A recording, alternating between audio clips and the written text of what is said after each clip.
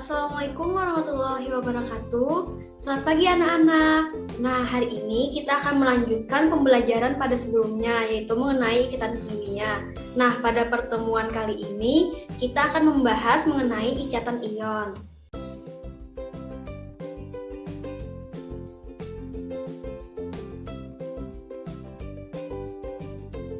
Nah, salah satu teori Dalton itu berbunyi, molekul terbentuk dari penggabungan atom-atom beberapa unsur.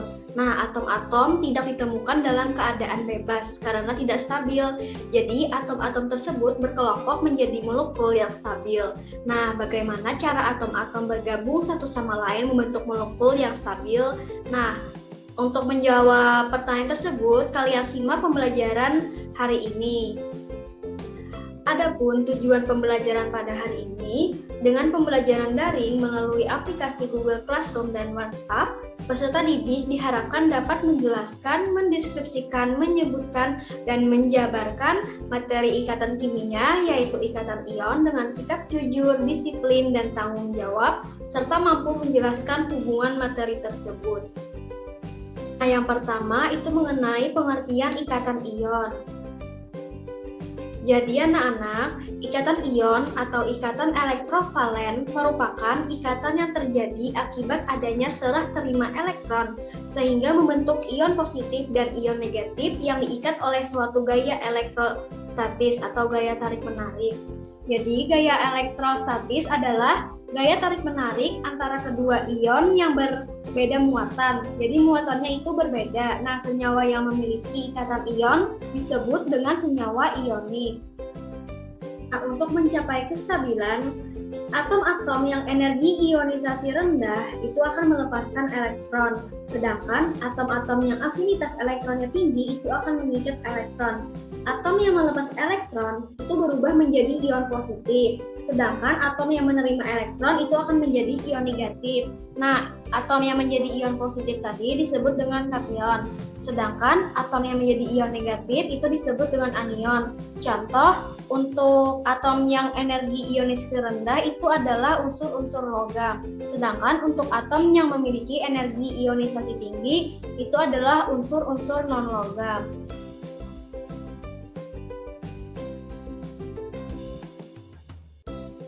Nah, jadi oleh karena itu, ikatan ion itu dapat terjadi antara unsur-unsur logam dengan unsur-unsur non-logam.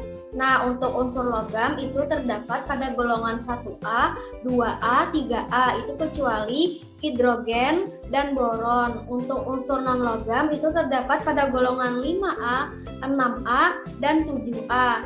Contoh itu NaCl atau natrium klorida, MgO atau magnesium oksida, K2O, KBr, MgCl2, dan lain-lain. Seperti yang telah Ibu sajikan pada layar, bisa kalian lihat. Selanjutnya itu proses terbentuknya ikatan ion. Proses terbentuknya ikatan ion. Jadi, anak-anak, dalam membentuk ion, suatu atom itu akan melepas atau mengikat elektron. Nah, ion positif dan ion negatif yang terbentuk itu akan saling tarik-menarik dengan gaya elektrostatis yang telah Ibu jelaskan di awal tadi, yaitu gaya tarik-menarik itu akan membentuk senyawa netral. Nah, atom-atom yang mempunyai energi ionisasi rendah itu misalnya dari golongan 1A dan 2A dalam sistem periodik unsur itu akan mempunyai kecenderungan untuk melepaskan elektronnya dan membentuk ion positif yang disebut dengan kation. Nah, atom-atom yang mempunyai afinitas elektron yang besar, misalnya dari golongan 6A dan 7A dalam sistem periodik unsur itu akan cenderung mengikat elektron, akan membentuk ion negatif yang disebut dengan anion. Nah, pada contoh soal yaitu proses pembentukan senyawa kalsium klorida atau CaCl2 dari atom kalsium dan atom klor. Nah, nomor atom untuk atom kalsium itu 20 dengan konfigurasi elektron 2882. Itu akan melepas 2 elektron negatif. Nah, artinya itu kalsium akan menjadi kalsium 2 positif ditambah 2 elektron negatif. Untuk klor itu nomor atom 17 287. Nah, itu menerima elektron negatif dengan reaksi klor ditambah elektron negatif menjadi klor negatif. Berdasarkan notasi reaksi di atas, maka dapat dituliskan pada layar telah Ibu sajikan. Nah, coba kalian perhatikan. Jadi dari yang kita tuliskan berdasarkan notasi reaksi di atas tadi, itu ditulis hasilnya yaitu kalsium 2 positif ditambah 2 klor negatif, itu akan menjadi kalsium klorida atau CaCl2. Nah, jadi antara kalsium 2 positif dan klor negatif itu terjadi gaya elektrostatis atau gaya tarik-menarik tadi. Nah, sehingga kedua ion tersebut akan bergabung membentuk CaCl2 atau kalsium klorida. Seperti yang telah Ibu sajikan pada layar, dapat kalian perhatikan. Nah, untuk contoh selanjutnya itu kurang lebih dengan contoh yang pertama Ibu berikan tadi, yaitu pada contoh yang kedua ini ikatan ion pada 19 kalium dan 8 oksigen dalam membentuk K2O. Nah, dapat kalian perhatikan pada layar.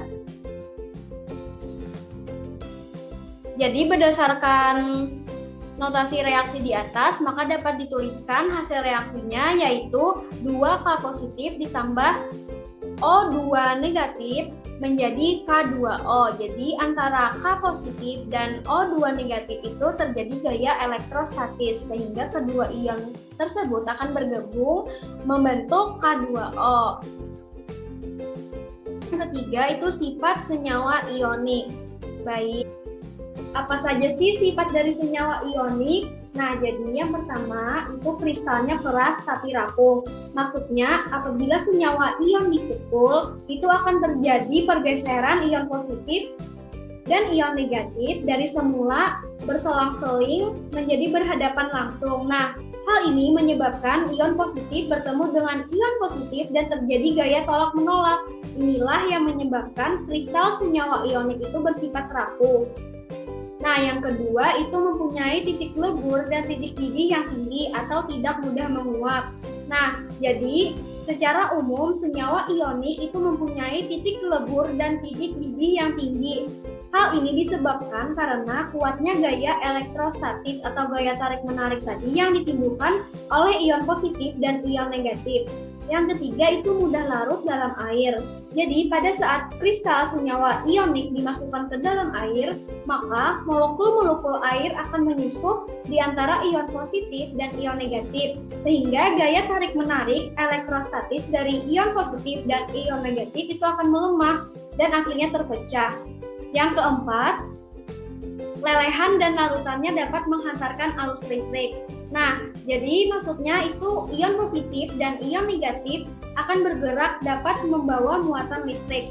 Apabila senyawa ion terpecah menjadi ion positif dan ion negatif, serta dapat bergerak secara leluasa. Nah, maka senyawa dalam keadaan cair dan larutan itu dapat menghantarkan listrik karena ion-ionnya dapat bergerak secara bebas.